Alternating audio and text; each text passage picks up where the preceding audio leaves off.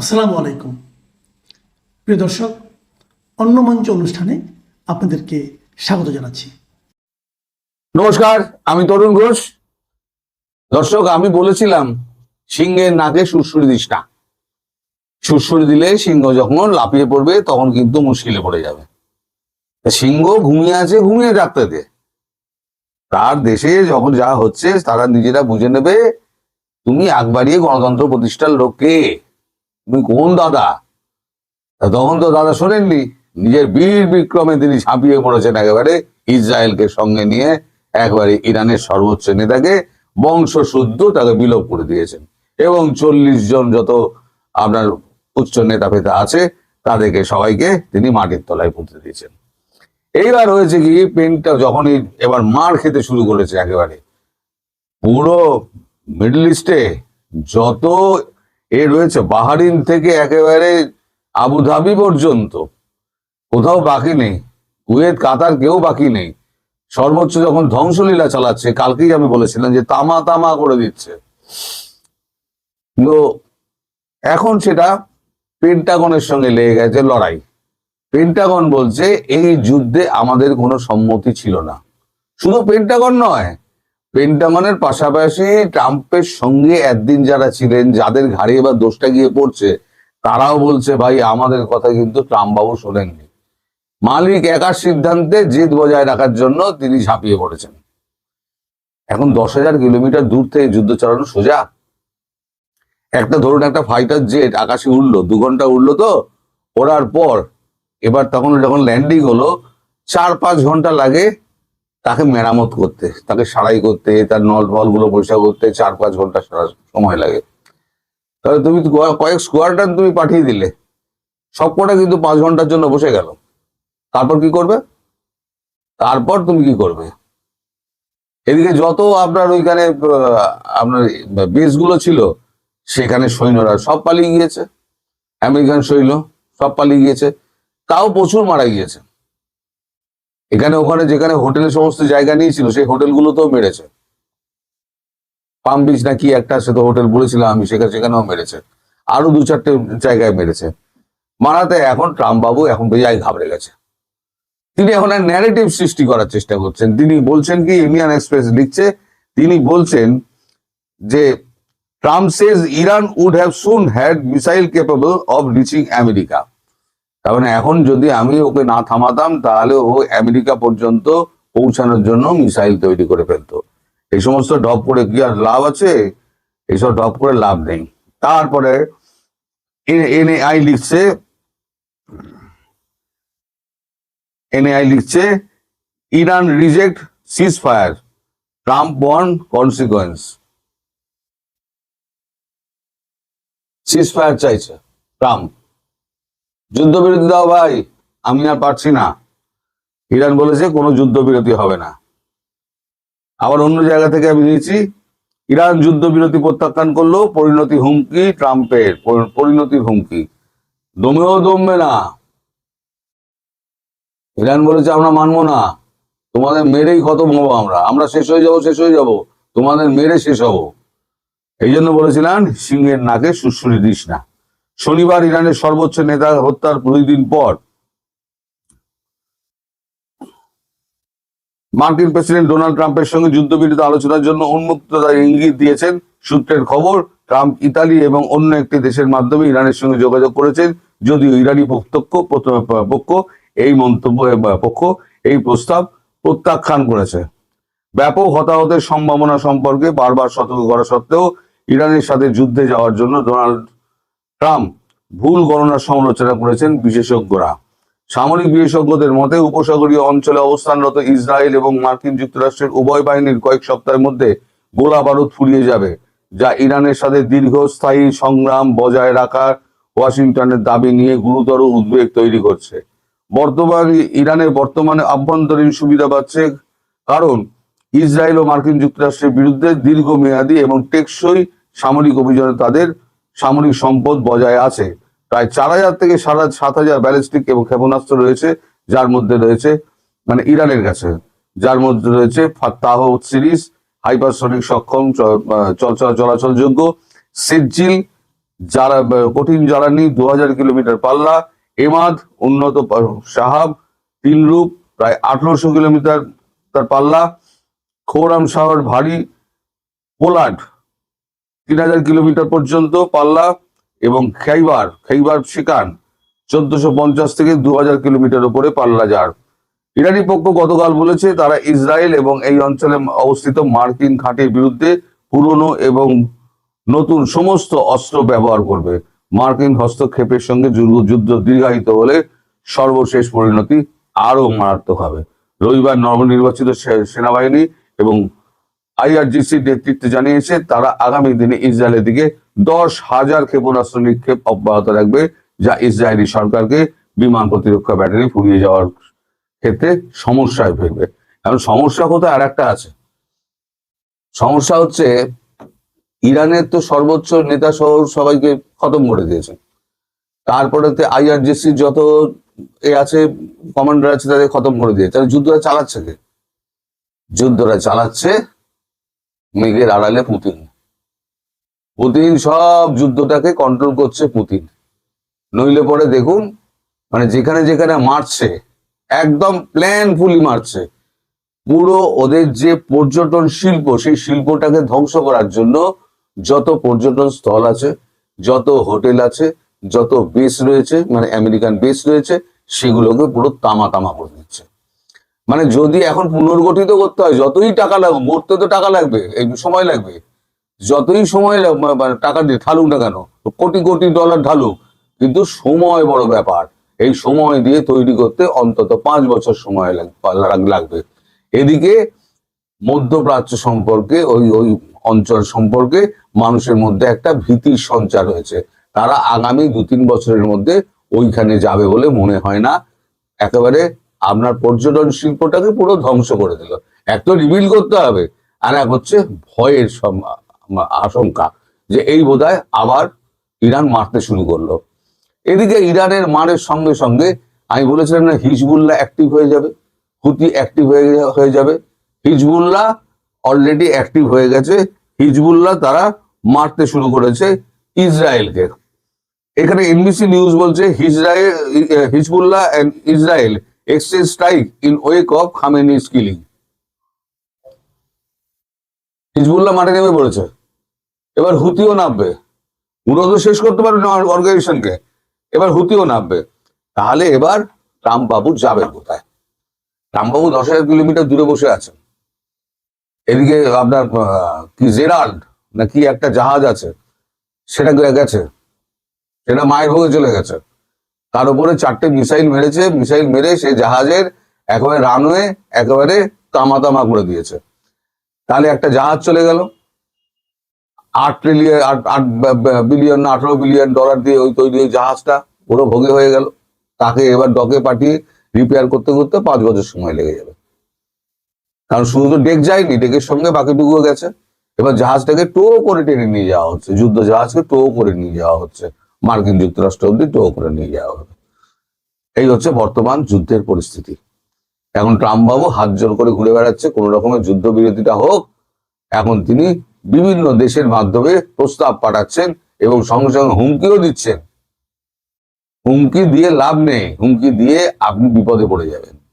আপনার কোনো দরকার ছিল না যে আপনি ইরানের বিরুদ্ধে এইরকম একটা পদক্ষেপ নেবেন, যেটা সম্পূর্ণ আপনার বিপক্ষে চলে গেল। আপনার দল আপনার বিপক্ষে, মার্কিন কংগ্রেস আপনার বিপক্ষে, ডেমোক্র্যাটরা আপনার বিপক্ষে, আপনার যে সহযোগী তারা আপনার বিপক্ষে, পেন্টাগন পর্যন্ত আপনার বিপক্ষে দাঁড়িয়ে গেছে। এবার আপনি যাবেন কোথায়? যুদ্ধবিরোধী চাইলেই হয় না। হাত থেকে তীর একবার বেরিয়ে গেলে না, সে তীর আর ফেরত আসে না, সে লক্ষ্যবস্তুতে আঘাত করবে। এখন আপনি যা করে ফেলেছেন সেটা মহাপাপ। এই পাপের গুণাগার আপনাকে দিতে হবে। আপনার ইমপিচমেন্ট কেউ আটকাতে পারবে না। সুতরাং তার জন্য তৈরি হয়ে থাকুন। তার মানে ইরান এখন পর্যন্ত যে অবস্থান নিয়েছে তাতে মার্কিন যুক্তরাষ্ট্রের তরফে বা ইসরায়েলের তরফে হামলা বন্ধ না হলে তারা হামলা বন্ধ করবে না। যদিও প্রেসিডেন্ট ট্রাম্প বলছেন ইরান নাকি তার সঙ্গে কথা বলতে চাইছে এবং তিনি বলে দিয়েছেন যে এখন দেরি হয়ে গেছে, তিনি আর কথা বলতে রাজি নন, কিন্তু শনিবারেই ইরানের তরফে, ইরানের প্রেসিডেন্টের তরফে পরিষ্কারভাবে জানিয়ে দেওয়া হয়েছিল ইরান মার্কিন যুক্তরাষ্ট্রের সঙ্গে কোনো পর্যায়ে কোনো রকম আলাপ আলোচনা করতে রাজি নয়। প্রেসিডেন্ট ট্রাম্প শনিবারে যখন ইরানের সর্বোচ্চ ধর্মীয় নেতা আয়াতুল্লাহ আলী খামেনিকে হত্যার জন্য অভিযান পরিচালনার নির্দেশ দিয়েছিলেন, বা মার্কিন যুক্তরাষ্ট্র এবং ইসরায়েল মিলে যখন সেই অভিযানটি পরিচালনা করেছিল, তখন প্রেসিডেন্ট ট্রাম্পের ধারণা ছিল যে সর্বোচ্চ ধর্মীয় নেতার মৃত্যুর মাধ্যমে ইরানের পুরো শাসন ব্যবস্থা একরকমের হুড়মুড় করে ভেঙে পড়বে। কিন্তু সে ঘটনা তো ঘটেইনি, বরং চার দিন পার হয়ে গেছে, ইরান এখনো পাল্টা হামলা বা প্রতিশোধমূলক হামলার থেকে সরে আসার কোনো ইঙ্গিত দিচ্ছে না। মার্কিন যুক্তরাষ্ট্রের ভেতরে এই নিয়ে একটা বড় ধরনের আলোচনা শুরু হয়েছে যে এই যুদ্ধের তাহলে শেষ কোথায়।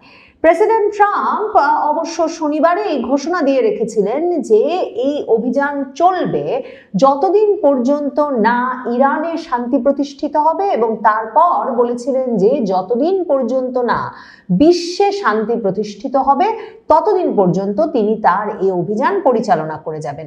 কিন্তু প্রেসিডেন্ট ট্রাম্পের যে পাল্টা হামলা, কিংবা ইরান যাকে সর্বোচ্চ প্রতিশোধ নেওয়ার অভিযান হিসেবে বর্ণনা করছে, সেই হামলার জন্য যে তার কোনো মানসিক প্রস্তুতি ছিল না, সেটা এখন মার্কিন সংবাদ মাধ্যম থেকে মার্কিন বিশ্লেষকরা, এমনকি ট্রাম্পপন্থী বিশ্লেষকেরাও সেভাবে ব্যাখ্যা করছেন। কারণ প্রেসিডেন্ট ট্রাম্প শনিবারে সর্বোচ্চ নেতা আয়াতুল্লাহ খামেনিকে হত্যার জন্য অভিযান পরিচালনার পর এবং আয়াতুল্লাহ খামেনি নিহত হওয়ার পর প্রথমেই ইরানের যে ইসলামিক রেভলিউশনারি গার্ড, সেই বাহিনীর উদ্দেশ্যে, সশস্ত্র বাহিনীর উদ্দেশ্যে, পুলিশ বাহিনীর উদ্দেশ্যে এই আহ্বান জানিয়েছিলেন যে হয় তারা আত্মসমর্পণের পথ বেছে নিতে পারে, না হলে তারা মৃত্যুর পথে যেতে পারে, মানে আত্মসমর্পণ না হলে মৃত্যু। এবং তিনি বলেছিলেন যে যদি তারা নিঃশর্ত আত্মসমর্পণ করে অস্ত্র জমা দিয়ে দেয় তাহলে কারো কোনো বিচার হবে না এবং তারা একরকমের নিশ্চিত জীবনের দিকে যেতে পারে, কিন্তু যদি তারা যুদ্ধে জড়ায় তাহলে তাদের সামনে থাকবে শুধুমাত্র মৃত্যু। কিন্তু ইসলামিক রেভলিউশনারি গার্ড থেকে শুরু করে ইরানের কোনো বাহিনী যুদ্ধে পিছু হটার কোনো লক্ষণ দেখায়নি, কারণ ইসলামিক রেভলিউশনারি গার্ড 1979 সালে ইসলামী বিপ্লবের পর গঠিত হয়েছিল এবং তাদেরকে গঠনের পেছনে যে আদর্শিক একটা অবস্থান ছিল সেটা হচ্ছে তারাই ইসলামী নেতৃত্ব এবং ইরানের ইসলামী শাসন ব্যবস্থা বজায় রাখার, তাকে সুরক্ষা দেওয়ার সর্বোচ্চ ক্ষমতাধারী সশস্ত্র বাহিনী হিসেবে সবসময় বিবেচিত হয়ে এসেছে ইরানে। কাজেই এই ইসলামী রেভলিউশনারি গার্ড তাদের সর্বোচ্চ ধর্মীয় নেতা, যার সরাসরি নেতৃত্বে তারা পরিচালিত হতো, তার মৃত্যুতে আত্মসমর্পণের পথ বেছে নেওয়ার বিষয়টি তো বিবেচনা করেইনি, বরং তারা ইসলামী শাসন ব্যবস্থা টিকিয়ে রাখতে যা যা করা প্রয়োজন এবং তাদের সর্বোচ্চ ধর্মীয় নেতার মৃত্যুর প্রতিশোধ নিতে যা করা প্রয়োজন তাই করবে বলে ঘোষণা দিয়েছে। ইসলামী রেভলিউশনারি গার্ড ইরানের, তারাই দেশের বাইরে ক্ষেপণাস্ত্র হামলা পরিচালনার বিষয়টাও তদারক করে এবং এখন পরিস্থিতিটা এমন, আমেরিকার যে দিশেহারা অবস্থা হয়েছে তার একটা বড় কারণ যে তারা তাদের যত সর্বাধুনিক অস্ত্র শস্ত্র নিয়ে মার্কিন যুক্তরাষ্ট্র এবং ইসরায়েল মিলে ইরানে হামলা চালাচ্ছে এবং ইরানের বড় ধরনের ক্ষয়ক্ষতি সাধন করছে। ইরানে বেসামরিক ব্যক্তিদের নিহত হওয়ার সংখ্যা ক্রমাগতভাবে বাড়ছে বটে, কিন্তু ইরান তার প্রতিশোধমূলক হামলায় একরকমের ব্যতিব্যস্ত করে ফেলেছে আমেরিকাকে, কারণ পুরো মধ্যপ্রাচ্য জুড়ে তারা তাদের ঘোষণা অনুযায়ী মার্কিন ঘাঁটিগুলোতে হামলা তো পরিচালনা করছেই, বা সেই হামলা পরিচালনার চেষ্টা অব্যাহত রেখেছে। অন্যদিকে এখন তারা দূতাবাসগুলোকে লক্ষ্য করেও হামলা শুরু করেছে, কারণ ইরান বলছে যে শুধু মার্কিন ঘাঁটি তাদের লক্ষ্য নয়, মার্কিন স্থাপনাগুলো তারা তাদের লক্ষ্যবস্তু বলে মনে করে। এবং এই পরিস্থিতিতে বিভিন্ন মধ্যপ্রাচ্যের দেশে এখন মার্কিন যুক্তরাষ্ট্র এবং পশ্চিমের অনেক দেশ তাদের দূতাবাসগুলো বন্ধ করে দেওয়া শুরু করেছে। মার্কিন যুক্তরাষ্ট্র এরই মধ্যে কুয়েতে তাদের দূতাবাস বন্ধ ঘোষণা করেছে, আর সৌদি আরবে মার্কিন যুক্তরাষ্ট্রের দূতাবাসে ইরানের ড্রোন হামলার পর তাদের ভাষায়, মার্কিনীদের ভাষায়, সীমিত পরিসরে আগুন লেগে যাওয়ার পর মার্কিন যুক্তরাষ্ট্র রীতিমতো ঘোষণা দিয়েছে যে কোনো সময় সৌদি আরবে আবারও ইরানের হামলা হতে পারে। কাজেই মার্কিন নাগরিকেরা যাতে কোনোভাবেই সৌদি আরবে মার্কিন দূতাবাসের আশপাশে না থাকে। তারা বলেছে রিয়াদ, দাহরান সহ সৌদি আরবের অনেকগুলো গুরুত্বপূর্ণ শহরেই এখন ইরানের ড্রোন আক্রমণের সম্ভাব্য লক্ষ্য, এবং সেসব জায়গায় মার্কিন যুক্তরাষ্ট্রের নাগরিকদের তারা সাবধানে থাকতে বলেছে। অন্যদিকে দেখেন, এই যে মার্কিন যুক্তরাষ্ট্র যে হামলা শুরু করেছে এবং যে হামলার মাধ্যমে হঠাৎ করে বিশ্বকে, বিশেষ করে পুরো মধ্যপ্রাচ্যকে একটা ভয়াবহ নিরাপত্তাহীনতার দিকে নিয়ে গেছে, এবং এর ফলে ধরুন বাংলাদেশের মতো দেশের যেসব প্রবাসী শ্রমিকেরা আমাদের সারা মধ্যপ্রাচ্য জুড়ে কাজ করেন তাদের জীবনকে হুমকির মুখে ফেলেছে। শুধু তাই নয়, এখন মার্কিন দূতাবাস তার নিজের নাগরিকদের নিরাপত্তা নিয়েই ভীষণ চিন্তিত হয়ে পড়েছে, এবং মধ্যপ্রাচ্যের দেশে দেশে তারা নির্দেশনা দিচ্ছে যে মার্কিন নাগরিকেরা যাতে নিরাপদ জায়গায় থাকার চেষ্টা করেন, এবং অন্যদিকে তারা যাতে যে কোনোভাবে বাণিজ্যিক পরিবহন ব্যবহার করে মার্কিন যুক্তরাষ্ট্রে ফিরে যাওয়ার চেষ্টা করেন। কিছু কিছু চার্টার পরিবহনেরও তারা ব্যবস্থা করছে বটে, কিন্তু তা দিয়ে সারা মধ্যপ্রাচ্য জুড়ে থাকা মার্কিনী নাগরিকদের সকলকে তারা দেশে ফিরিয়ে নিতে পারবে সেই সম্ভাবনা ক্ষীণ। সৌদি আরবের রাষ্ট্রায়ত্ত তেল কোম্পানি আরামকোতে ইরান হামলা করেছে, এ খবর বেরিয়ে এসেছিল সোমবারে, কিন্তু ইরানের বার্তা সংস্থা তাসনিম নিউজ এজেন্সি জানাচ্ছে, ইরান বলছে যে তারা সৌদি আরবের রাষ্ট্রায়ত্ত তেল কোম্পানি আরামকোতে হামলা করেনি, কারণ তারা এখন পর্যন্ত শুধুমাত্র মার্কিন ঘাঁটি এবং মার্কিন স্থাপনায় হামলা করছে। কাজেই তাদের ক্ষেপণাস্ত্র হামলার যে তালিকা তার কোনো অংশে এখন পর্যন্ত আরামকো তেল কোম্পানির লক্ষ্যবস্তু হিসাবে তালিকাবদ্ধ ছিল না। ইরান বলছে বরং ইসরায়েল একটা ফলস ফ্ল্যাগ রেইজ করে তাদের একটা কৌশলগত সুবিধার জন্যে, যাতে সারা বিশ্ব আরো বেশি নিন্দাবাদে মুখর হয়ে ওঠে ইরানের বিরুদ্ধে, যে ইরান অন্য দেশের বেসামরিক স্থাপনার উপর হামলা করছে, এমন অভিযোগে ইরানকে অভিযুক্ত করতে ইসরায়েল সৌদি আরবের রাষ্ট্রায়ত্ত তেল কোম্পানি আরামকোর উপর হামলা করেছে, এবং ইরান বলছে যে তারা মনে করে এরপর আরো এ ধরনের কয়েকটি হামলা ইসরায়েল চালাবে, যাতে ইরানের হামলার বিষয়ে সারা বিশ্ব আরো বেশি সমালোচনা মুখর হয়ে ওঠে। এবং ইরান সেক্ষেত্রে বলেছে সংযুক্ত আরব আমিরাতের ফুজায়রা বন্দর এরপর ইসরায়েলের এই ফলস ফ্ল্যাগ অপারেশনের শিকার হতে পারে।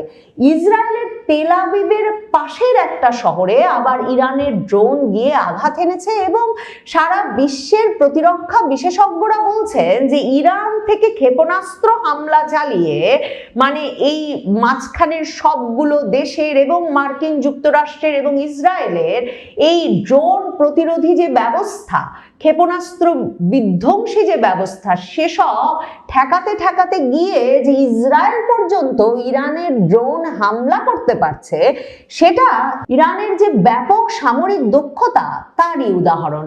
ইসরায়েল নিজেই বলছে, ইসরায়েলের সম্প্রচার মাধ্যম চ্যানেল 12 এর বরাতে খবর বেরিয়ে এসেছে যে ইসরায়েলের মধ্যাঞ্চলীয় শহর পেতা তিকবা শহরে আঘাত হানতে পেরেছে ইরানের ক্ষেপণাস্ত্র, এবং টাইমস অফ ইসরায়েল বলছে ইরানের ওই একটা ক্ষেপণাস্ত্র ইসরায়েলের ওই পেতা তিকবা শহরে আঘাত আনার পর ব্যাপক ক্ষয়ক্ষতি হয়েছে। তবে তেল আবিবের পাশে অবস্থিত ওই শহরে ক্ষেপণাস্ত্র হামলায় এখন পর্যন্ত কোনো হতাহতের খবর পাওয়া যায়নি। ইরানের ইসলামিক রেভলিউশনারি গার্ড দাবি করেছে তারা বাহরাইনে একটা মার্কিন বিমান ঘাঁটিকে সম্পূর্ণভাবে ধ্বংস করে দিয়েছে। ইরানি সংবাদ সংস্থা IRNA জানাচ্ছে যে IRGC মানে রেভলিউশনারি গার্ড ঘোষণা করেছে তাদের নৌবাহিনী ভোরবেলায় বাহরাইনের শেখ ইসা এলাকায় মার্কিন বিমান ঘাঁটিতে বড় আকারের ড্রোন ও ক্ষেপণাস্ত্র হামলা চালিয়েছে। 20টি ড্রোন ও 3টি ক্ষেপণাস্ত্র নিক্ষেপ করে ঘাঁটিটির কমান্ড সদর দফতর ধ্বংস করে দেওয়া হয়েছে বলে ইসলামিক রেভলিউশনারি গার্ডের পক্ষ থেকে দাবি করা হয়েছে। এই যে পাল্টা হামলা চলছে। ইরানের জাতিসংঘে নিযুক্ত রাষ্ট্রদূত আলী বাহরাইনি বলেছেন, আগ্রাসন বন্ধ না হওয়া পর্যন্ত ইরান তাদের প্রতিরক্ষা চালিয়ে যাবে। যতক্ষণ না আগ্রাসন বন্ধ করা হয় ততক্ষণ পর্যন্ত ইরান, ইসরায়েল ও যুক্তরাষ্ট্রের বিরুদ্ধে প্রতিরক্ষা